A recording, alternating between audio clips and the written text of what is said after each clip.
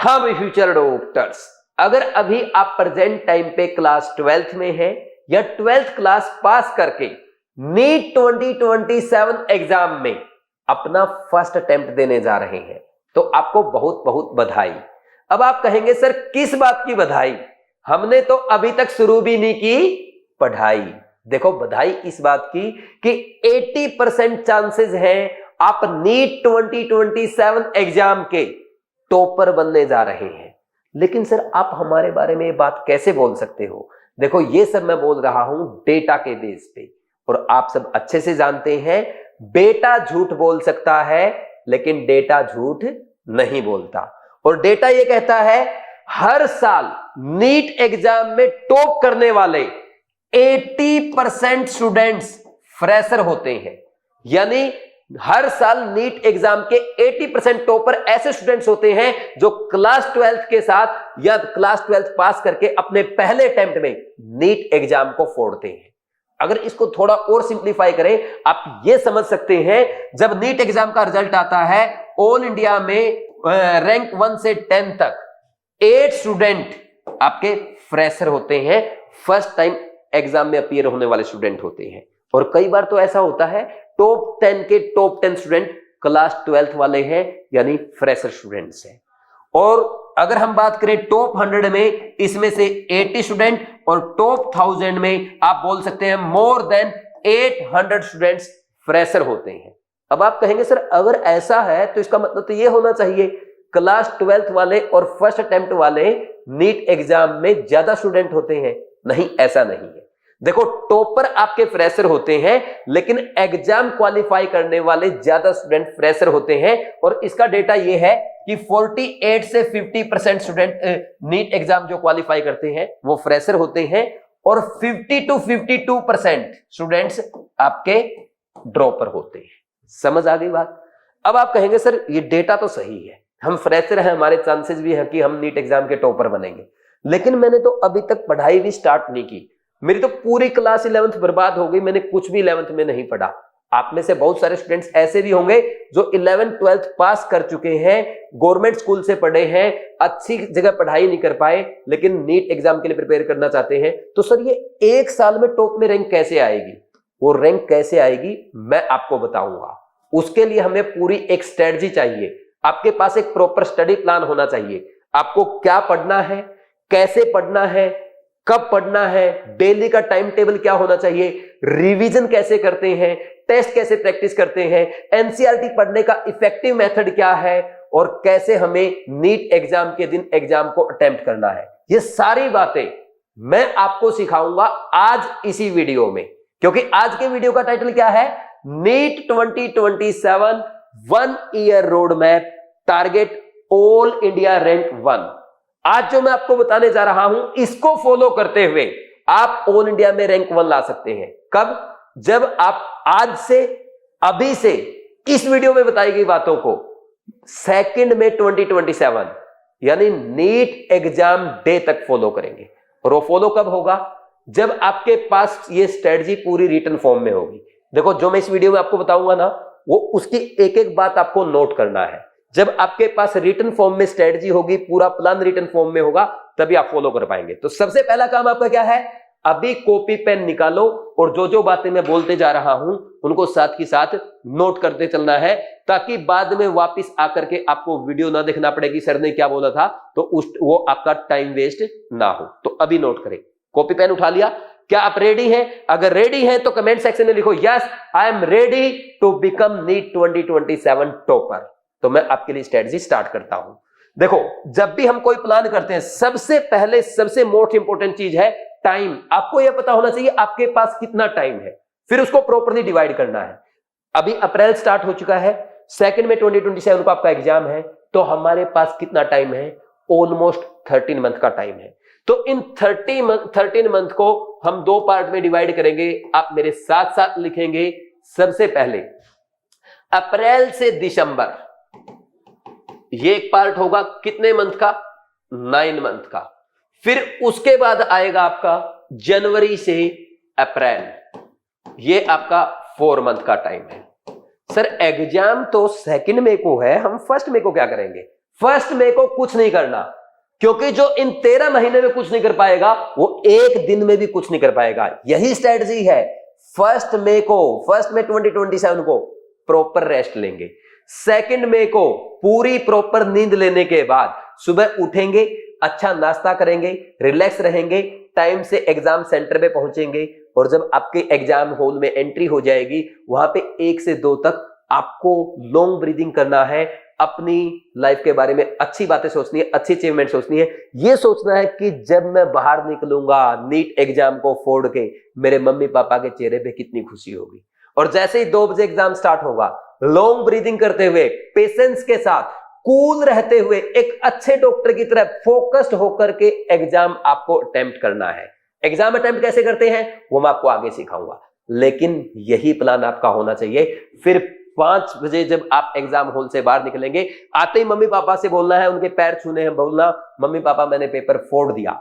और उसके बाद आपका फोन दो एक बार, मम्मी पापा आपको फोन देंगे, आप यूट्यूब पे जाएंगे, इसी वीडियो को निकाल लेंगे और लिखेंगे थैंक यू सुनील सर, आपकी स्ट्रेटजी को फॉलो करते हुए मैंने नीट 2027 अपने पहले अटेम्प्ट में फोड़ दिया है। कैसे फोड़ना है स्टार्ट करते हैं। देखो अब सबसे पहले अच्छा वीडियो सेव कर देना, ताकि 27 नीट एग्जाम के बाद आप सेम डे आके लिख सको कि सर हमने कर दिखा जो आपने बोला था। ठीक, अब देखो 9 मंथ, सबसे पहले इसमें हमें सिलेबस कंप्लीट करना है। कैसे कंप्लीट करना है वो आगे डिस्कस करेंगे। और यहां पे हम क्या करेंगे, रिवीजन करेंगे। कैसा revision, multiple time effective revision. Sir ये क्या होता है, आगे डिस्कस करेंगे। सबसे पहले बात करते हैं सिलेबस कैसे कंप्लीट करना है। सिलेबस कंप्लीट करते टाइम आपको आपके पास स्टडी मटेरियल होना चाहिए। बायो, केमिस्ट्री, फिजिक्स में कौन सी बुक्स पढ़नी है, कहां से क्वेश्चन प्रैक्टिस करना है, कितने क्वेश्चन प्रैक्टिस पर चैप्टर करना है, पीवाईक्यू कितना करें। तो फर्स्ट हम बात कर रहे हैं बायोलॉजी की, क्योंकि बायोलॉजी आपका सबसे इंपॉर्टेंट सब्जेक्ट है, मोस्ट स्कोरिंग सब्जेक्ट है, ये आपका फेवरेट सब्जेक्ट भी है। 360 मार्क्स का सब्जेक्ट है, 50% कवर करता है। बहुत सारे बच्चे सोचते हैं बायो इजी है, मैं इसको बाद में कर लूंगा। ये गलती मत करना। बायो को आज से अभी से स्टार्ट करना है और ज्यादा टाइम भी बायो को देना है। ठीक, 360 मार्क्स का पेपर आएगा और पेपर कहां से आएगा, सिर्फ और सिर्फ एनसीईआरटी। एनसीईआरटी ही गीता है, ये बात मेरी याद रखना। एनसीईआरटी को इतना अच्छे से पढ़ना है, आपको एक एक डायग्राम याद होना चाहिए, एनसीईआरटी का एक एक वर्ड याद होना चाहिए, बॉक्स में कहां पे क्या लिखा है, साइंटिस्ट के नेम भी याद होने चाहिए, इवन फुल स्टॉप कहां लगा है वो आपको पता होना चाहिए। एनसीईआरटी के इन टेक्स्ट क्वेश्चन, इन टेक्स्ट एग्जांपल के साथ साथ एक्सरसाइज के एक एक क्वेश्चन का एक्सप्लेनेशन आपके ब्रेन में होना चाहिए। समझे या नहीं समझे। ठीक, अब आप कहेंगे सर सिर्फ एनसीईआरटी से कैसे काम चलेगा। कोचिंग वाले तो ये बोलते हैं कि 8, 10, 12 क्वेश्चन हर साल आउट ऑफ एनसीईआरटी आते हैं, फिर 360 कैसे आएंगे। कोचिंग वालों को यह नहीं पता कि एनसीईआरटी सिर्फ ये एनसीईआरटी नहीं है, इसका एक पार्ट और है जिसको हम बोलते हैं एनसीईआरटी एग्जाम्पलर। और यही वो बुक है जहां से वो 8, 10, 12 क्वेश्चन पूछे जाते हैं, जिसके बारे में कोचिंग वाले बच्चों को बेवकूफ बनाते हैं कि पेपर आउट ऑफ एनसीईआरटी था। आप किसी भी साल के जो 8, 10, 12 क्वेश्चन कोचिंग वाले ने बताया आउट ऑफ एनसीईआरटी है, चेक करना, एनसीईआरटी एग्जाम्पलर में मिल जाएंगे। क्योंकि ये बहुत ही अच्छी बुक है एनसीईआरटी की, जिसमें आपके एमसीक्यू होते हैं, मैच द कॉलम होते हैं, स्टेटमेंट वाले क्वेश्चन, असर्शन रीजन, और उसके साथ साथ लॉन्ग आंसर क्वेश्चन और शॉर्ट आंसर क्वेश्चन, वो सारे क्वेश्चन जो बोर्ड में आते हैं वैसे। तो ये जो 8, 10, 12 क्वेश्चन बाहर से बोले जाते हैं वो एग्जाम्पलर से आते हैं।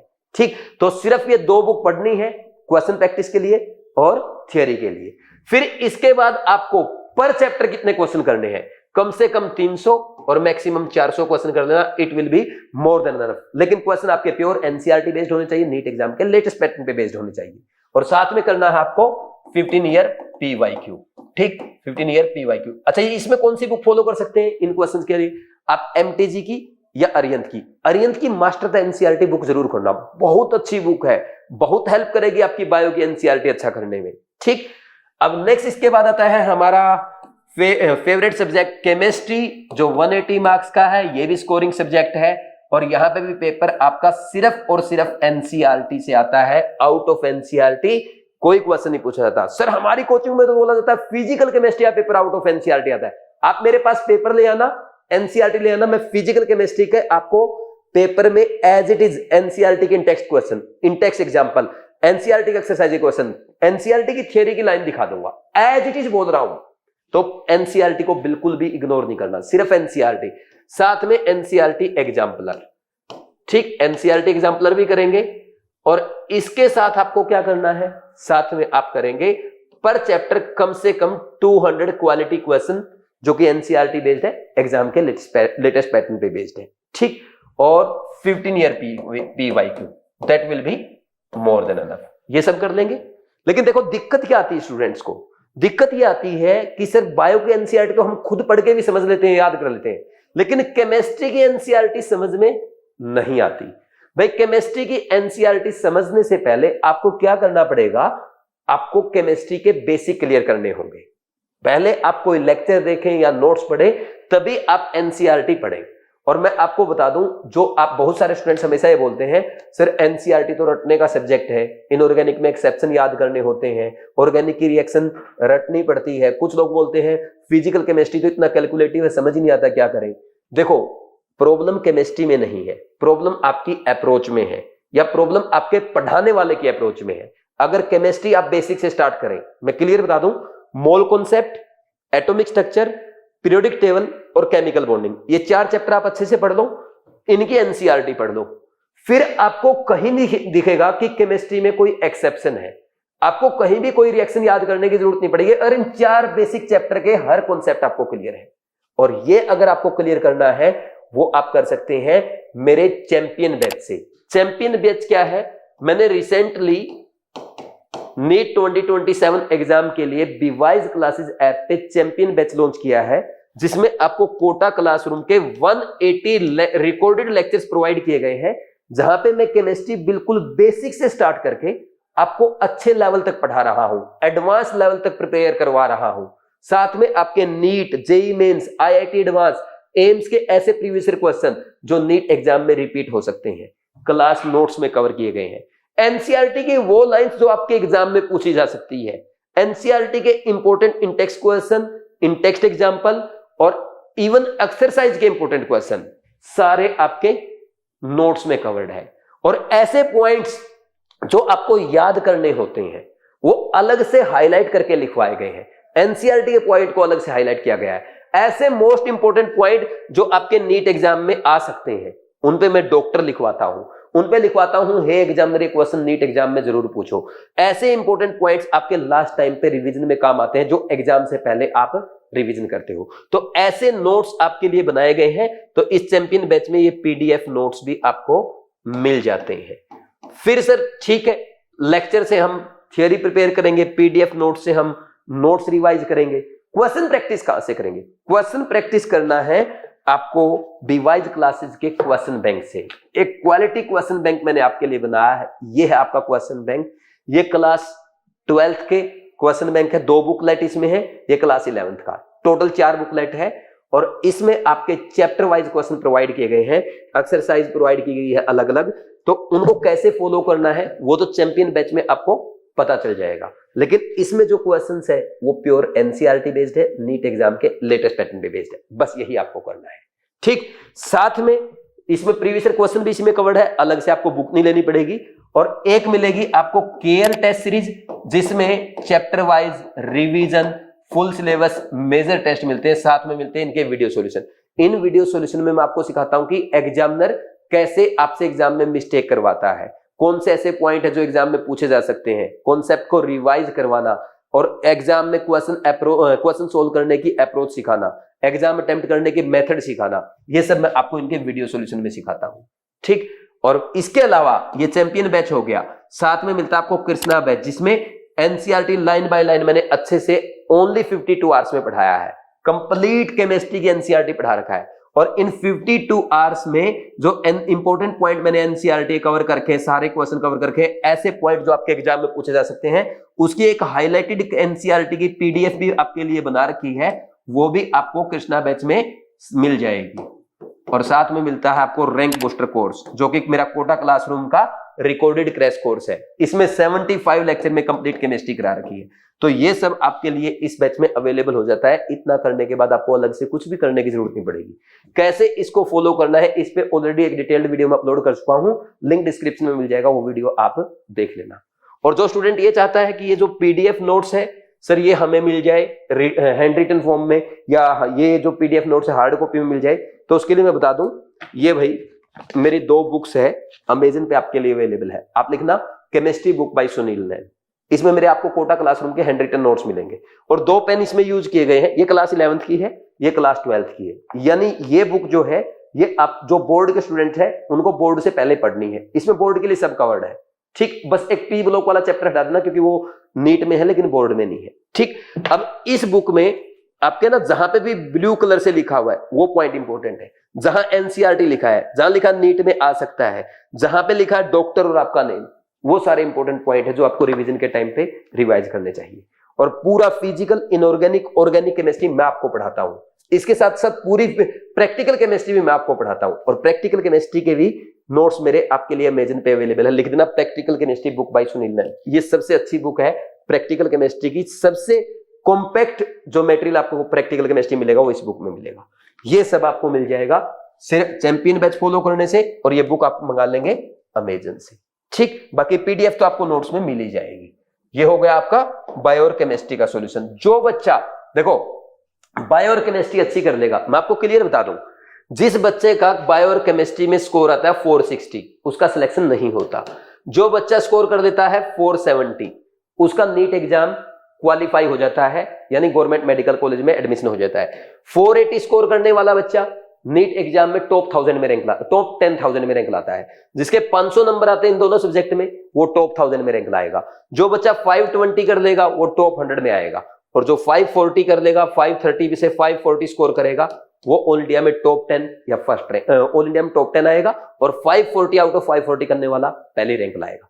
और 540 करने के लिए क्या करना है, आपके सामने बोर्ड पे लिखा हुआ है, कम से कम मटेरियल लिखा मैंने, इससे ज्यादा मत करना। ठीक, नेक्स्ट फिजिक्स। फिजिक्स में आपको क्या करना है, अपने लेक्चर नोट्स प्रिपेयर करने हैं, लेक्चर नोट्स पढ़ेंगे आप। ठीक, इसके अलावा रैंक 1 अगर आपको लानी है, रैंक 1 के लिए बात कर रहा हूं, साथ में एनसीईआरटी कर लेना। पर चैप्टर 200 क्वालिटी क्वेश्चंस करने हैं और 15 year PYQ, that will be more than enough. ये करने के बाद आराम से आप 160 से 180 आउट ऑफ 180 स्कोर कर पाएंगे फिजिक्स में, यानी 700 से 720 स्कोर हो गया आपका टोटल। अगर इतना मटेरियल आपने कर लिया नीट 2027 एग्जाम के लिए, फिजिक्स, केमिस्ट्री, बायोलॉजी तीनों का। ठीक, अब आगे बढ़ जाते हैं। अब बात करते हैं डेली टाइम टेबल की। ये तो अब इसको देखेंगे पढ़ना कैसे। अभी हमने देखा कि बुक्स क्या है, डेली टाइम टेबल की बात करते हैं। डेली टाइम टेबल को ऐसे डिवाइड करते हैं। देखो भाई, नीट 2027 एग्जाम के लिए आपका डेली टाइम टेबल क्या होना चाहिए। अगर आप कहीं भी स्कूल में पढ़ने जाते हैं या कहीं भी कोचिंग करते हैं, ऑफलाइन या ऑनलाइन पढ़ाई कर रहे हैं, तो आपके पास ये मान के चलो 6 घंटे की तो आपकी क्लास होगी डेली की, और आने जाने में आपका टाइम कितना चला जाएगा, लगभग 1 घंटे का तो चला ही जाता है। तो क्लास में आपके 7 आवर्स चले जाएंगे। ठीक, फिर आपको सेल्फ स्टडी जो करनी है, घर पे आके जो पढ़ाई करनी है, जो क्लास में आपको पढ़ाया गया है, उसके लिए 6 आवर्स का टाइम देंगे। और डेली आपको खेलना है, डेली फिजिकल एक्सरसाइज करना है, या योगा करना है, गेम खेलना है, जॉगिंग करना है, या आपको कोई वर्कआउट करना है, उसके लिए 1 घंटा 1 घंटा डेली ये करना पड़ेगा। नहीं सर मैं तो पढ़ाई को दूंगा, नहीं आएगी रैंक 1, भूल जाओ।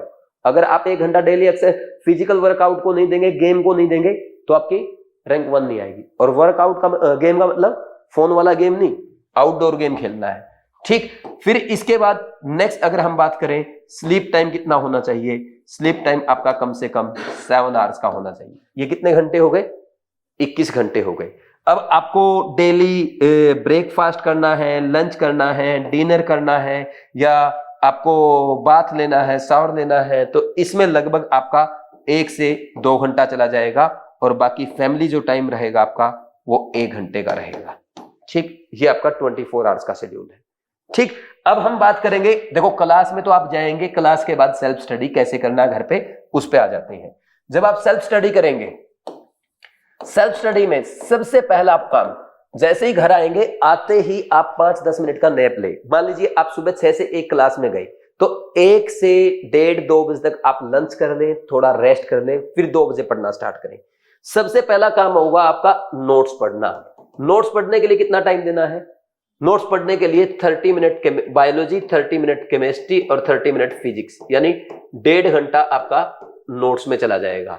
ठीक, फिर इसके बाद क्या होगा, नोट्स पढ़ते कैसे हैं, आते ही पहले 2 मिनट ये देखो सर ने आज आपको क्या क्या पढ़ाया। जैसे आप है ना, जब मेरा चैंपियन बैच में पढ़ेंगे आप ये सोचेंगे कि आज सर ने क्या क्या पढ़ा क्लास में। सर ने पहली क्लास में ना पहले तो प्लानिंग बताई थी, फिर ये बता भाई मोल कॉन्सेप्ट चैप्टर क्यों पढ़ते हैं, इसकी क्या इंपॉर्टेंट है, केमिस्ट्री क्या इंपॉर्टेंस है हमारी लाइफ में, फिर सर ने सिखाया कि what is chemistry, what is matter. ठीक, तो सारी बातें आपको याद आएगी 2 मिनट में।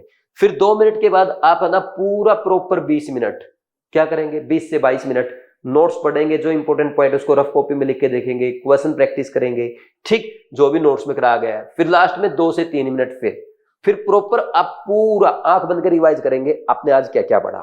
ठीक, कितनी बार पढ़ लिया क्लास नोट्स को, आज आपने 3 बार पढ़ लिया। ऐसे ही बायो, ऐसे ही केमिस्ट्री, ऐसे ही फिजिक्स। फिर इसके बाद आएगा आपका क्वेश्चन प्रैक्टिस। क्वेश्चन प्रैक्टिस जो आज आपने पढ़ा है उस टॉपिक के डेली 10, 15, 20, 30, 40 जितने क्वेश्चन बन रहे हैं जरूर करेंगे। बायो में आप मैक्सिमम 30 मिनट देंगे और 30 मिनट केमिस्ट्री में, और फिजिक्स में आप इसके लिए 1 आवर दे सकते हैं, तो ये हो गए आपके 2 घंटे। ठीक, नेक्स्ट इसके बाद एनसीईआरटी। अगर डेली के डेली एनसीईआरटी आप पढ़ेंगे, इसमें आपका टाइम जाएगा 30 minute, 30 minute bio, 30 minute chemistry, maximum 30 minute physics. ये हो गया आपका 1.5 घंटा, और इसी सीक्वेंस में आपको करना है। ये कितना टाइम हो गया आपका टोटल, 5 आवर्स हो गए सेल्फ स्टडी के। ठीक, अब आपको रात में सोने से पहले एक बार ये रिमाइंड करना है कि बायो में मैंने आज क्या सीखा, सर ने क्या इंपॉर्टेंट पॉइंट बताया था, एनसीईआरटी का कौन सा इंपॉर्टेंट एग्जांपल करा था जो एग्जाम में आ सकता है, केमिस्ट्री वाले सर ने क्या बताया था कि ये पॉइंट ध्यान रखना, फिजिक्स वाले सर ने क्वेश्चन सोल्व करने की क्या अप्रोच सिखाई थी। आज जो आपने दिन में सीखा या दिन में जो गलती की उसको रिवाइज करोगे। 5 मिनट डेली रिविजन है, ये क्या है, ये daily revision, daily revision. 5 minute bio, 5 minute chemistry, 5 minute physics, तो ये 15 मिनट का होगा। इसके अलावा आपको सोने से पहले किसी भी टाइम जब आपको टाइम मिले या जब आप पढ़ाई से बोर हो जाएं, डेली एक काम करना है, डेली आपको 3 मिस्टेक लिखनी है, डेली 3 मिस्टेक, एक फिजिक्स की, एक केमिस्ट्री की, एक बायोलॉजी की, तीनों सब्जेक्ट की। इसमें मैक्सिमम कितना टाइम लगेगा, 10 से 15 मिनट।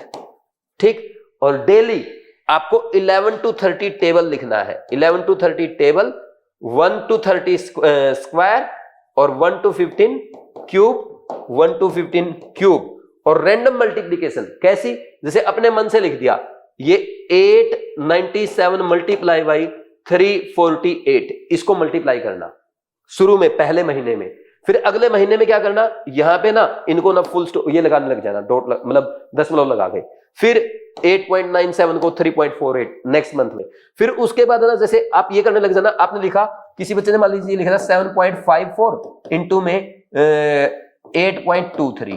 अब इसको कैलकुलेट करने से पहले आप है ना इसको चौथे 5वें महीने में आके ये लिख लेने लग जाना कि यार ये 7.5 है, ये 8 से थोड़ा ज्यादा है, अगर मैं इसको 7.5 मान लूं, 8 मान लूं, तो ये 60 हो गया, 60 थोड़ा ज्यादा आएगा। मान लीजिए कोई बच्चा बोलता है सर मुझे लग रहा है कि ये 62 के आसपास आएगा। ठीक, अब आप क्या करोगे, पूरा प्रॉपर सोल्व करोगे, फिर ये देखोगे ये आपका जो गैस आपने किया था उसमें और इसको पूरा सोल्व करने में कितना डिफरेंस आ रहा है। कैलकुलेटर यूज नहीं करना है। ये अगर आपने कर लिया ना, जो बच्चा फिजिक्स में 0 है, मैं गारंटी के साथ बोल सकता हूं वो फिजिक्स में 170, 180 तक जा सकता है। सिर्फ ये काम, क्या, टेबल, स्क्वायर, क्यूब, मल्टीप्लिकेशन। एक लड़की थी जिसके 40 नंबर आ रहे थे पिछले 3-4 साल से बायो में, लॉकडाउन के टाइम पे उसने मेरे को बोला सर मेरे फिजिक्स में। एक लड़की थी कोलकाता की, वेस्ट बंगाल की लड़की थी, बायो फिजिक्स में हर साल 40-45 नंबर आते थे और फेल हो जाती थी पेपर में। वो रोते हुए बोली सर फिजिक्स की वजह से रह जाती हूं। मैंने उसको ये बताया बेटा मैं ये काम शुरू कर दो, और उस लड़की के 145 नंबर आए थे लॉकडाउन के टाइम पे, समझे। तो आप देखो आपके पास पूरा 1 साल कितना आप इंप्रूव कर सकते हो। ठीक, तो इसमें आपके कितने लगेंगे, ये भी 10 से 15 मिनट का काम है, तो ये लगभग आपका 30, 40, 45 मिनट का काम हो गया। तो ऑलमोस्ट 1 आवर अगर इसको हम मान ले तो ये 6 घंटे की सेल्फ स्टडी है, इसके अलावा कुछ नहीं करना। सर लोग बोलते हैं 12 घंटे पढ़ो, 15 घंटे पढ़ो, सब बकवास है। सिर्फ जो टॉपर होते हैं वो कम पढ़ते हैं, वो ज्यादा एनालिसिस करते हैं, वो अच्छे काम, मिस्टेक्स को ज्यादा टाइम देते हैं, रिवीजन को ज्यादा टाइम देते हैं, वो टेबल, स्क्वायर, क्यूब, मल्टीप्लिकेशन को ज्यादा टाइम देते हैं। अब आपको देखना कैसे बनना है। और ये सारी चीजें ना चैंपियन बैच के लेक्चर में मैं रेगुलर आपको मोटिवेट करता हूं, हर महीने बताना, हर वीक के बाद गाइड करना, वो रेगुलर चलता रहेगा। वहां पे आपको चैंपियन बैच में मोटिवेशन मिलता रहेगा, तो चैंपियन बैच जरूर ज्वाइन कर लेना। नेक्स्ट इसके बाद अब बात आती है रिवीजन कैसे करना है? अच्छा, रिवीजन से पहले एनसीईआरटी। देखो, जब भी आप एनसीईआरटी पढ़ेंगे पहले क्लास नोट्स पढ़ें, और एनसीईआरटी ऐसे पढ़ते हैं जैसे आपने पढ़ना स्टार्ट किया, पहले आप एक पेज पढ़ ले। एक पेज में मान लीजिए 2 पैसेज आपके, तो उन 2 पैसेज में आपने पहला पैसेज पढ़ा, अब इसमें आपने क्या क्या सीखा उसको अंडरलाइन कर देना। फिर दूसरा पैसेज पढ़ा, इसमें आपने क्या क्या सीखा उसको अंडरलाइन कर देना। ठीक, फिर इस पूरे पेज के सारे अंडरलाइन पॉइंट पढ़ देना। फिर दूसरा पेज भी ऐसे ही पढ़ना, तीसरा पेज भी ऐसे ही पढ़ना, चौथा भी ऐसे ही पढ़ना। मान लीजिए आज आपने 4 पेज पढ़े। ठीक, अब दोबारा से आपको क्या करना है, जो 4 पेज पे आपने अंडरलाइन किया था, दोबारा से इन अंडरलाइन पॉइंट को पढ़ो, फिर एनसीईआरटी को रखो। ठीक, अब नेक्स्ट डे जब आप आओगे तो नेक्स्ट टॉपिक 5वां पेज पढ़ने से पहले ये सारे पॉइंट दोबारा से रिवाइज करना, मतलब जो अंडरलाइन पॉइंट है, और पेंसिल से अंडरलाइन करना। अब कुछ पॉइंट ऐसे लगे अरे यार ये तो फालतू अंडरलाइन कर दिया, इतना आसान पॉइंट है, उसको रफ कर देना। फिर सेकंड डे जब आप पढ़ने आएंगे तो आपके पास 8 पेज आप पढ़ चुके होंगे एनसीईआरटी के, 9th पेज से स्टार्ट करोगे तो इन 8 पेज में जो भी अंडरलाइन पॉइंट है इनको दोबारा से पढ़ना। फिर कुछ और पॉइंट आप इरेज कर देंगे। फिर आप जब 12 पेज पढ़ चुके होंगे फिर 13 पेज से स्टार्ट करोगे 4 डे, इन 12 पेज में जो अंडरलाइन पॉइंट है फिर इनको पढ़ना, इनमें से फिर कुछ इरेज हो जाएंगे। यानी एनसीईआरटी के पहले पेज से पढ़ते चलेंगे अंडरलाइन पॉइंट को, और जो जो याद होते जाए उसको इरेज करते चलेंगे। कुछ पॉइंट ऐसे मिल जाएंगे, यार 5वां दिन आ गया ये याद ही नहीं हो रहा, उसको हाईलाइट कर दो, इसका मतलब ये ऐसा पॉइंट है जो आप एग्जाम में भी भूलेंगे। ये स्ट्रेटजी होती है एनसीईआरटी पढ़ने की। ठीक, अगर ऐसे इंपॉर्टेंट पॉइंट आपने पहले ही हाईलाइट कर दिए, नीट एग्जाम से 2 दिन पहले भी पूरी एनसीईआरटी को आप रिवाइज कर सकते हैं। यही हमारा 1 ईयर का रोड मैप है जिसका टारगेट है ऑल इंडिया रैंक 1 लाना। ठीक, नेक्स्ट इसके बाद नेक्स्ट क्या होगा, ये हो गया एनसीईआरटी। अब बात करते हैं रिवीजन की। रिवीजन कैसे करना है भाई? सबसे पहले तो देखो, सबसे पहले आपको क्या करना है, मैंने जैसे आपको बताया, घर से आते ही आप 3 बार रिवीजन करेंगे, रात में 1 बार सोते टाइम रिवीजन करेंगे। अब जब आपकी क्लास होगी, जैसे मान लीजिए आप मेरी क्लास अटेंड कर रहे हैं, तो इन नोट्स में आपका लेक्चर वाइज शेड्यूल है। देखो इसमें लिख रखा है लेक्चर 1। लेक्चर 1 में मैं क्या क्या पढ़ाने वाला हूं आपको, तो लेक्चर 1 के नोट्स एक बार गो थ्रू हो जाओ क्लास अटेंड करने से पहले। इसमें 3-4 मिनट लगेंगे बस आपको, बस गो थ्रू हो जाओ, सर आज क्या क्या पढ़ाने वाले हैं, कितने क्वेश्चन कराने वाले हैं, कितना फॉर्मूला लिखवाने वाले हैं, थियरी कितना पढ़ाएंगे। पढ़ने की जरूरत नहीं है, एक बार है ना ब्रेन को ये बता दो कि आज हम ये पढ़ने वाले हैं। ब्रेन को ये बता दो आज मैं कोटा से जयपुर जाने वाला हूं। अगर आपने इतना बता दिया, आप ये थोड़ा बताओगे कोटा से जयपुर जाते टाइम कहां रुकोगे, कहां पे कौन सा होटल है, ये सब थोड़ा बताते। बस हम ब्रेन को ये बताते कोटा से जयपुर जाना है, तो ब्रेन आपका प्रिपरेशन करने लग जाता है। कोटा से जयपुर जाते टाइम पानी लेके चलना है, 100 किलोमीटर चलने के बाद मैं चाय पीऊंगा, फिर 200 किलोमीटर चलने के बाद मैं खाना खाऊंगा, तो अपने आप माइंड सेट हो जाता ना, तो वैसे ही आपका माइंड सेट हो जाएगा। ठीक, तो पहले आपको ये एक रिवीजन करना है क्लास से पहले हमेशा। ठीक, अब क्लास ये रिवीजन आपका क्लास से पहले का रहेगा। ठीक, बिफोर क्लास। ठीक, फिर उसके बाद आप घर आके नोट्स पढ़ेंगे 3 टाइम्स, रात में रिवाइज करेंगे, 4 बार हो गया। फिर जब नेक्स्ट डे आप पढ़ने जाएंगे क्लास नोट्स, ठीक, या क्लास नोट्स जब आप सेकंड डे पढ़ेंगे, फर्स्ट लेक्चर के भी पढ़ना है, सेकंड लेक्चर के भी पढ़ना है, तो फर्स्ट लेक्चर का एक बार फिर रिवाइज हो गया। ठीक, फिर उसके बाद थर्ड डे जब आप नोट्स पढ़ेंगे, फर्स्ट लेक्चर का भी पढ़ना, सेकंड का भी पढ़ना और थर्ड लेक्चर का भी पढ़ना, एक बार और रिवाइज हो गया। तो ये इसको बोलता हूं मैं डेली रिवीजन। एक बात बताओ, डेली रिवीजन करते हुए आपने नोट्स को कितनी बार रिवाइज कर दिया? 7 बार रिवाइज कर दिया, हो गया 7 बार रिवाइज। अब देखना क्या हुआ, हमारा डेली रिवीजन हुआ कितनी बार, हमने नोट्स को, पहले लेक्चर के नोट्स को 7 बार पढ़ लिया। फिर इसके बाद जैसे ही वीक कंप्लीट होगा, वीक कंप्लीट होने के बाद पूरे वीक का बायो के सारे 6 दिन के नोट्स को 20 मिनट, सिर्फ 20 मिनट, इससे ज्यादा नहीं, 20 minute chemistry, 20 minute physics, fast revision करना है। वीकली रिवीजन एक बार करेंगे। फिर वीकली रिवीजन करने के बाद आपको क्या करना है, ये एक बार होगा। फिर आप 15 डे रिवीजन करेंगे, फर्स्ट वीक का भी और सेकंड वीक का भी, तो एक रिवीजन ये हो गया। ठीक, इसमें 1 आवर लगेगा, इसमें 30-30 मिनट लगा सकते हो आप। ठीक, इसमें आपका मतलब इसमें 2 घंटे लगा देना, 1 घंटा पहले वीक का, 1 घंटा दूसरे वीक का। ठीक, फिर आप मंथली रिवीजन करेंगे एक बार, पूरे मंथ में 4 वीक में क्या पढ़ा। ठीक, पहले 3 वीक को 1-1 घंटे में ही रिवाइज करना है और चौथे वीक का 1 घंटे में रिवाइज करना है। ठीक, तो यहां पे भी आप लगभग 2 आवर्स देंगे, मतलब 2 घंटे फिजिक्स को, 2 घंटे केमिस्ट्री को, 2 घंटे बायोलॉजी को, यहां पे भी 2 आवर्स में काम हो जाएगा। सर फिर महीने का 2 घंटे में रिवाइज कैसे हुआ? अरे जब आप 10 बार चीज को पढ़ चुके हो फिर भी याद नहीं रहेगी क्या? फिर इसके बाद आएगा क्वार्टरली रिवीजन, 3 महीने के बाद रिवीजन। हर सब्जेक्ट को 3-3 घंटे देने हैं। एक रिवीजन ये हो जाएगा आपका। फिर आएगा half yearly revision. Half yearly revision यानी फिर आपका हाफ ईयरली रिवीजन जब होगा, ये देना आप हर सब्जेक्ट को 4-4 घंटे, ठीक, या 5-5, 6-6 घंटे दे दो, चलो ठीक, 2 दिन बैठ के करना पूरा रिवीजन। ये एक बार रिवीजन हो गया। फिर इसके बाद जब सिलेबस कंप्लीट हो जाएगा, आपको जनवरी में पूरा क्लास 11th रिवाइज करना है, फरवरी में पूरा क्लास 12th रिवाइज करना है। हो गया 2 महीने में पूरा सिलेबस रिवाइज। फिर इसके बाद ये हो गया आपका सिलेबस एंड होने का रिवीजन। फिर जब 12th क्लास मार्च में जो ड्रॉपर स्टूडेंट है उनको कम से कम 2 बार रिवीजन करना है। अप्रैल में कम से कम आपको 3 बार रिवीजन करना है। तो कितनी बार रिवीजन हो गया? ये हो गया आपका लास्ट में 5 बार रिवीजन। समझे कि नहीं समझे? ठीक। अब जो 12th वाले हैं वो क्या करेंगे, जब आपका मार्च में 12th के पेपर चल रहे हैं तो उस टाइम आप 12th को ही मल्टीपल टाइम रिवाइज कर देना, ताकि अप्रैल में 12th को कम टाइम देना पड़े और 11th को आप ज्यादा टाइम दे पाए। ये स्ट्रेटजी रहेगी। समझे या नहीं समझे? अब देखो, अगर मैं ओनली रिवीजन की बात करूं, आपने कितनी बार रिवीजन कर लिया? 7, 8, 9, 10, 11, 12, 13 और 5 18।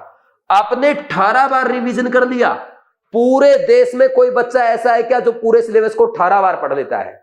अगर आप 18 बार पढ़ के जाएंगे फिर भी रैंक 1 नहीं आएगी तो मेरा नाम बदल देना। मैं गारंटी के साथ बोलता हूं ये स्ट्रेटजी आपकी रैंक 1 की है और आएगी जो बच्चा फॉलो करेगा। समझे या नहीं समझे? नेक्स्ट इसके बाद अब देखो, मैं आपको बताता हूं बायो का एक कंसेप्ट होता है। बायो ये कहती है 72 आवर्स में किसी चीज को अगर आप 2 से 3 बार देख लें तो वो आपको हमेशा के लिए याद रहती है। और यहां देखो, हमने क्लास से पहले रिवाइज किया, फिर 3 बार घर आके रिवाइज किया, फिर हमने क्लास रात में सोने से पहले रिवाइज किया, फिर नेक्स्ट डे रिवाइज किया, फिर थर्ड डे भी रिवाइज किया। तो हमने 7 बार रिवाइज कर लिया। बायो कहती है सिर्फ 2-3 बार रिवाइज करने से पूरी लाइफ याद रहता है। हमने एक चीज को 72 आवर्स में 7 बार रिवाइज कर लिया, जन्मों जन्मों तक याद रहेगी, 7 जन्मों तक। ये मेरी स्ट्रेटजी है। समझे या नहीं समझे? नेक्स्ट इसके बाद आएगा आपका फिर अब टेस्ट प्रैक्टिस। टेस्ट प्रैक्टिस कैसे करते हैं? अच्छा एक बात बता दूं टेस्ट प्रैक्टिस से पहले, संडे को नहीं पढ़ना है। सर फिर रिवीजन कब करेंगे वीक का? संडे को सुबह जल्दी उठो और रिवीजन को सिर्फ 2 घंटा दो, सिर्फ मैक्सिमम 2 घंटा। 2 घंटे से ज्यादा संडे को नहीं पढ़ना। और क्या करना है? टेस्ट अटेम्प्ट करना है। यानी इसमें आपके लगभग 5 से 6 घंटे चले जाएंगे रिवीजन में और टेस्ट में। बचा हुआ टाइम क्या करेंगे? खेलेंगे, मोबाइल यूज नहीं करेंगे, मम्मी पापा से बात करेंगे, भाई बहन के साथ मस्ती करेंगे, दोस्तों के साथ खेलने जाएंगे, रेस्ट करेंगे, रिलैक्स करेंगे, कुछ भी नहीं करेंगे इसके अलावा। समझे या नहीं समझे? ये संडे की स्ट्रेटजी। संडे को जितना फ्री रहेंगे ना उतना ज्यादा प्रोडक्टिविटी आएगी आपके एग्जाम के दिन। और यहां संडे को आप डेली रिवीजन करते हो, 18-18 घंटे पढ़ते हो, फिर उस संडे को एफिशिएंसी कैसे आ जाएगी? पावर ऑफ हैबिट बुक है, ये कहती है जो आप लास्ट डे करना चाहते हो फर्स्ट डे करो। तो लास्ट संडे के दिन सिर्फ आपको टेस्ट ही देना है, तो अब संडे को क्यों पढ़ रहे हो भाई? रिलैक्स भी तो करो। मैं संडे को कभी भी काम नहीं करता, मेरा हमेशा जो टास्क है वो मैं एक दिन पहले कंप्लीट रखता हूं, लेकिन संडे को मैं काम के हाथ नहीं लगाता। तो अगर आप भी मेरी तरफ अपना टास्क पूरा करना चाहते हो तो संडे को नहीं पढ़ना। लिखो मोस्ट इंपोर्टेंट, ये 5 स्टार पॉइंट है आपके जो स्ट्रेटजी बन रही है कि संडे को नहीं पढ़ना है। ठीक। फिर इसके बाद आएगी टेस्ट प्रैक्टिस की बात। देखो कोई भी टेस्ट हो, आपका यूनिट वाइज टेस्ट है, रिवीजन टेस्ट है, फुल सिलेबस मेजर टेस्ट होगा, क्लास वाइज टेस्ट होगा, जो भी टेस्ट है, आपको ये मानते हुए अटेम्प्ट करना है कि ये नीट एग्जाम का टेस्ट है। और टेस्ट कितने अटेम्प्ट करने हैं? हर मंथ में 2 test is more than enough, जब तक आप सिलेबस कंप्लीट कर रहे हैं। ठीक। हर मंथ में अगर 2 टेस्ट आपने किए तो 15 से 16 टेस्ट आपके ये हो गए। इसके बाद जनवरी फेब में आप 6 टेस्ट करेंगे, मार्च अप्रैल में आप 8 से 10 टेस्ट करेंगे, यानी ये टोटल हो जाएंगे आपके 30 से 35 test. That is more than enough. कोई बोलता है 200 टेस्ट करो, 300 टेस्ट करो, कोई मतलब नहीं है। अगर आप 30-35 टेस्ट अच्छे से कर लेते हो, हर टेस्ट का एनालिसिस आपके पास है, पेपर पूरा इसमें से ही आएगा। ठीक। और ये कौन सी टेस्ट सीरीज है आगे आने वाले टाइम पे मैं आपको बता दूंगा जो फॉलो करनी है, अभी टेंशन मत लो। ठीक। अभी तो बस आप चैंपियन बैच को फॉलो करो और स्ट्रेटजी को फॉलो करो। नेक्स्ट इसके बाद टेस्ट जब भी अटेम्प्ट करेंगे आप, है ना, जैसे मान लीजिए आपका टेस्ट है 2 से 5 फॉर एग्जाम्पल, तो आपको ना टेस्ट सेंटर पे जाके 1 बजे बैठ जाना है और 1 से 2 इधर उधर नहीं देखना कौन क्या पहन के आया, कौन कैसा दिख रहा है। 1 से 2 आप सिंपल लॉन्ग ब्रीदिंग करो, पॉजिटिव सोचो, अच्छा सोचो। ये मत सोचो यार ऑर्गेनिक तो आज रिवीजन नहीं हुआ था, ठीक, एनसीईआरटी नहीं पढ़ा पाए होगा। ये भी ध्यान रखना, कभी भी टेस्ट से पहले रिवीजन नहीं करना, क्योंकि यहां पे तो आप टेस्ट से पहले 2 घंटे 3 घंटे में रिवीजन कर दोगे क्योंकि चैप्टर कम आ रहे हैं, वहां तो आपका फुल सिलेबस आएगा, कैसे रिवाइज करोगे? तो पॉसिबल नहीं है। तो बेटर है कि आप टेस्ट से पहले रिवीजन करने की आदत ना डालें और एग्जाम में 1 घंटा पहले जाके बैठ जाएं, लॉन्ग ब्रीदिंग करें, अच्छा सोचे, पॉजिटिव सोचे, बस ये आदत आपकी पड़ जाएगी तो 2 से 5 वाले टाइम में 3 घंटे में एफिशिएंसी आपकी बेस्ट आएगी। और जब टेस्ट अटेम्प्ट करेंगे कम से कम 3 अटेम्प्ट में, जो बच्चा 3 से ज्यादा अटेम्प्ट में पेपर अटेम्प्ट करता है उसकी रैंक 1 आती है, जो 3 अटेम्प्ट में पेपर करेगा उसकी टॉप 100 में रैंक आएगी, जो 2 से ज्यादा अटेम्प्ट लगाएगा, 2 अटेम्प्ट कंप्लीट कर लेगा उसकी टॉप 1000 में रैंक आएगी, और जो बच्चा 1 अटेम्प्ट देके और दूसरा आधा अधूरा अटेम्प्ट कर लेगा उसकी टॉप 10,000 में रैंक आएगी, और जो बच्चा ढंग से 1 अटेम्प्ट कर लेता है वो एग्जाम क्वालिफाई करता है, और जो 1 अटेम्प्ट भी पूरा सही से नहीं कर पाता ना वो फेल हो जाता है। ये है प्लानिंग। तो कम से कम 3 अटेम्प्ट में कैसे? पहले अटेम्प्ट में मोस्ट इजी क्वेश्चन जो 30 सेकंड में आपका हो जाए, देखते ही हो जाए। इनऑर्गेनिक का क्वेश्चन है, ऑर्गेनिक का है, फिजिकल का थ्योरेटिकल क्वेश्चन है, फिजिक्स का फॉर्मूला है, बायो का डायरेक्ट 1 एनसीईआरटी का 1 लाइनर क्वेश्चन है, वो आपका पहले अटेम्प्ट का क्वेश्चन है। सेकंड अटेम्प्ट का वो क्वेश्चन जो आपको आता है लेकिन उसमें एक फॉर्मूला लगाना पड़ेगा, कैलकुलेशन करनी पड़ेगी, ऑर्गेनिक केमिस्ट्री की रिएक्शन लिख के देखनी पड़ेगी, फिजिक्स का कोई क्वेश्चन सोल्व करके देखना पड़ेगा, लेकिन विद इन 60 सेकंड हो जाना चाहिए, 50 से 60 सेकंड में हो जाना चाहिए, वो सेकंड अटेम्प्ट का क्वेश्चन है। कुछ क्वेश्चन ऐसे होते हैं जो आपको 2 से 3 कॉन्सेप्ट मिक्स मिलते हैं, इलेक्ट्रोस्टेट भी, रोटेशनल भी मिक्स कर दिया, फिजिकल केमिस्ट्री के साथ ऑर्गेनिक भी मिक्स कर दी या इनऑर्गेनिक भी मिक्स कर दी, तो ऐसे क्वेश्चन आपके तीसरे अटेम्प्ट के होते हैं, ऐसे क्वेश्चन आपके तीसरे अटेम्प्ट के होते हैं जिनमें मोर देन 1 मिनट लगेगा। कुछ क्वेश्चन ऐसे भी होते हैं जिसमें आपको लगता है यार बहुत ज्यादा टाइम लगेगा, या पहली बार ऐसा क्वेश्चन देखा है, कुछ समझ ही नहीं आ रहा क्या करूं, या बहुत लेंथी लग रहा है, ठीक, डेरिवेशन करना पड़ रहा है, उन क्वेश्चन को मैं बोलता हूं लास्ट टाइम के क्वेश्चन या लीव करने वाले क्वेश्चन। एग्जाम में अगर टाइम बचेगा तो करेंगे, ये स्ट्रेटजी अगर आप फॉलो करेंगे डेफिनेटली आपको बेनिफिट होगा।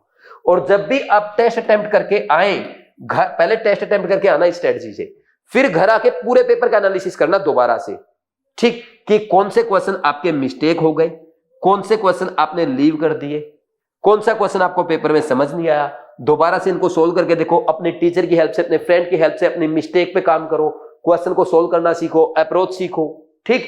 तो ये स्ट्रेटजी जब आप फॉलो करेंगे ना तो डेफिनेटली आपको बेनिफिट मिलेगा, ठीक। और जो भी मिस्टेक्स आपकी होंगी वो आपको एक अलग से मिस्टेक नोटबुक बनानी है, उसमें नोट करना है। जो इंपॉर्टेंट पॉइंट आप बायो के भूलेंगे वो भी मिस्टेक नोटबुक में नोट कर सकते हैं। और एग्जाम से पहले ना 1 वीक पहले जब हम पढ़ाई कर रहे होंगे ये मिस्टेक नोटबुक ही काम आएगी, और इस पे जितना कॉन्फिडेंस होगा, इस पे जितना अच्छे से काम किया होगा, जितना अच्छे से एनालिसिस किया होगा, जितना अच्छे से नोट किया होगा, उतने ही अच्छे मार्क्स, अच्छी रैंक आपकी नीट एग्जाम में आएगी। समझे या नहीं समझे? तो ये फॉलो करना अपने को, कर देंगे ऐसे। और जब आपका टेस्ट हो गया, एनालिसिस हो गया, इसके बाद एक काम करना, सेकंड टेस्ट जब आप करने जाएंगे उससे पहले फर्स्ट वाला टेस्ट अटेम्प्ट करना, उठाना, एक खाली OMR लेना, और ये देखना पहला क्वेश्चन अगर नीट एग्जाम में आता, मैं इसको कौन से अटेम्प्ट में करता। भाई अगर आप बोलते कि इसको सेकंड अटेम्प्ट में करता तो उसका ऑप्शन सेकंड फिलअप कर देना। अगर आपको लगता कि यार इस क्वेश्चन को तो मैं पहले अटेम्प्ट में करता, सेकंड क्वेश्चन को, तो उसका ऑप्शन ए फिलअप कर देना। और अगर आपको लगता है तीसरे अटेम्प्ट का क्वेश्चन है, उसका थर्ड ऑप्शन फिलअप कर देना। अगर आपको क्वेश्चन लगता कि एग्जाम में क्वेश्चन या तो लीव करने वाला था या लास्ट में करने वाला था, उसका ऑप्शन डी फिल कर देना। और ये करते हुए ध्यान रखना, चाहे पूरा पेपर आपको आता है, आपको 20 क्वेश्चन ऐसे छांटने हैं जो आप एग्जाम में लास्ट में करते, लास्ट के 15 मिनट में करते या उनको लीव कर देते, यानी मोस्ट टाइम कंज्यूमिंग क्वेश्चंस। ऐसे 20 क्वेश्चन छांटने 180 में से। कब? सेकंड पेपर से पहले। लेकिन सर सेकंड पेपर का सिलेबस कुछ और होगा, फर्स्ट पेपर का कुछ और होगा, कोई फर्क नहीं पड़ता, जो बोलता हूं ना वो करो, रैंक 1 अपने आप आ जाएगी। समझे या नहीं समझे? अब देखो मैंने इतनी स्ट्रेटजी बताई है, मैं जो स्ट्रेटजी बताता हूं वो एग्जॉस्टिव होती है, वो बोरिंग लगती है, लेकिन मोस्ट इफेक्टिव होती है। जो बच्चे फॉलो करते हैं, मैंने ऐसे ऐसे बच्चों को देखा है 1.5 लाख रैंक आई, स्ट्रेटजी को फॉलो किया, टॉप 1000 में ले आए ड्रॉप में, लेकिन पूरा डेडिकेशन से फॉलो किया, ठीक। बीवाइज से अच्छे अच्छे रिजल्ट आते हैं, टॉप में रिजल्ट आते हैं। हमारे पास कोई टॉपर बच्चा नहीं आता, हम एवरेज को ही टॉपर बनाते हैं। और मैं अगर एवरेज को टॉपर बना सकता हूं वो भी ड्रॉप ईयर में, आपका तो फ्रेशर है, आपके तो वैसे ही 80% चांसेस है यार टॉप करने के, तो मैं आपको डेफिनेटली बना सकता हूं, ठीक। तो ये सारा आपको फॉलो करना है। और लास्ट में आपको इस जर्नी के दौरान हैप्पी रहना है, हेल्दी रहना है और मोटिवेटेड रहना है। हैप्पी कैसे रहना है भाई? आप अपना ड्रीम पूरा करने जा रहे हैं, डॉक्टर बनने जा रहे हैं, मम्मी पापा का सपना पूरा करने जा रहे हैं, खुश रहो, हमेशा पॉजिटिव रहो, एक अच्छे डॉक्टर की तरह। डॉक्टर के सामने कितना ही बड़ा ऑपरेशन आ जाए, कितना ही बड़ा टास्क आ जाए, वो कभी घबराता नहीं है, वो खुश रहता है, हमेशा हंस के बात करता है और वो हेल्थ का ख्याल रखता है, हमेशा एक्सरसाइज करता है। वो कम से कम डेली 1 घंटा वॉक को, morning walk, evening walk, exercise, yoga, meditation या गेम खेलना 1 घंटा डेली देता है। तो वैसे ही आपको भी देना है। और मोटिवेटेड कैसे रहना है? अगर आप नीट 2027 के टॉपर बनना चाहते हैं तो जरूरी है कि साल भर आप मोटिवेटेड रहे, अपने एम के प्रति फोकस रहे उस एम पे। उसके लिए मैं आपको बता रहा हूं एक बुक जो आपको हमेशा मोटिवेट करेगी, हमेशा गाइड करेगी कैसे आप नीट 2027 के टॉपर बन सकते हैं, हमेशा इस जर्नी में आपका साथ देगी। और उस बुक का नेम है डॉक्टर इन यू, जिसमें आपको बताए गए हैं 11 untold secrets to become a NEET topper. इसमें 11 उन स्टूडेंट्स की कहानियां लिखी है जो नीट एग्जाम के टॉपर बने हैं। और ये बुक लिखी है मेरे भाई विकास नंद ने, जो कि IIT BHU से पढ़े हैं। ये बहुत ही अच्छी बुक है, छोटी सी बुक है। इस बुक को आप हर महीने 2 बार पढ़ सकते हो और जितनी बार पढ़ेंगे ना, हर बार आप नया सीखेंगे। ये आपको गाइड करेगी, मोटिवेट करेगी, मिस्टेक लिखना सिखाएगी, रिवीजन करना सिखाएगी, NCERT की इंपॉर्टेंस बताएगी, टेस्ट की स्ट्रेटजी बताएगी, टाइम मैनेज करना सिखाएगी, आपको टाइम टेबल बनाना सिखाएगी। सब कुछ इस बुक में है जो आपको चाहिए और इसीलिए इसका टाइटल है डॉक्टर इन यू। ये आपके अंदर उस इंसान को सर्च करेगी जो एक रियल डॉक्टर है, जिसमें डॉक्टर के कैरेक्टर्स हैं, जो जिसमें पेशेंस है, जो कूल है, फोकस्ड है, डिसिप्लिन्ड है, डेडिकेटेड है, एनर्जेटिक है, फ्रेश माइंड से हर काम करता है, अपनी हेल्थ का ख्याल रखता है, अपने एम के प्रति मोटिवेटेड रहता है। उस इंसान से आपको यह बुक मिलाएगी। तो प्लीज ये बुक आप जरूर पढ़ें। ये बुक आपके लिए अवेलेबल है अमेजन पे, फ्लिपकार्ट पे, और इसका लिंक भी आपको डिस्क्रिप्शन में मिल जाएगा। ये बुक पढ़ना। बाकी जब आप चैंपियन बैच फॉलो करेंगे, चैंपियन बैच में तो डेली मोटिवेशन डोज आपको लेक्चर से पहले ही मिल जाती है, जिसमें मैं आपको मोटिवेशनल कोट लिखाता हूं, पहले 5 मिनट मोटिवेट करता हूं, आपको एग्जाम स्ट्रेटजी सिखाना, रिवीजन सिखाना, NCERT पढ़ना, फिजिक्स कैसे करना, बायो कैसे करना, ये सब इसमें हर लेक्चर में टाइम टू टाइम आपको डोज मिलती रहेगी। चैंपियन बैच फॉलो करो, बीवाइज ऐप डाउनलोड करो, साइन अप करो, कोर्सेज में जाओ, चैंपियन प्रोमो कोड अप्लाई जरूर करना ताकि 5000 का एक्स्ट्रा डिस्काउंट मेरी तरफ से आपको मिल जाए।